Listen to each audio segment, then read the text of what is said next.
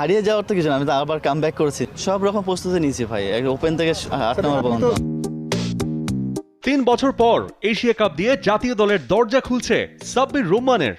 অক্লান্ত পরিশ্রমের ফল মিলছে হার্ড হিটিং স্টাইলিশ এই ব্যাটারের।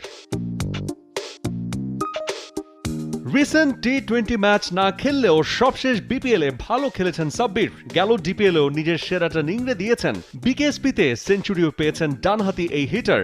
টি-20 না খেললেও পজিশনের কারণে টি-20 মেজাজটা নিয়েই ক্রিকেটটা খেলতে হয় সাব্বিরের। আমি এই টিমে যে পজিশনে খেলবো 7 নম্বরে বা 6 নম্বরে, আলটিমেটলি আমাকে 15 থেকে 10 ওভারই পাবো। তো আমার ওই টি-20তে ওইভাবেই খেলতে হবে। সো আমার ওডিআই যে সিরিজটা আমি যেটা খেলতে যাচ্ছি, 3 ম্যাচ যদি সুযোগ পাই ভালো খেলার জন্য এবং যদি ওই অপরচুনিটি পাই, তাহলে আমি ওই টি-20 যেটা বলছেন যে ওই আলটিমেটলি 10-12 ওভারই পাবো। তো এটাও একটা প্র্যাকটিস, ওটাও একটা প্র্যাকটিস। আমি চিন্তা করছি যে আগে ওয়ানডে ম্যাচটা শেষ করি, যে পারপাসে যাচ্ছি সেই পারপাসটা আগে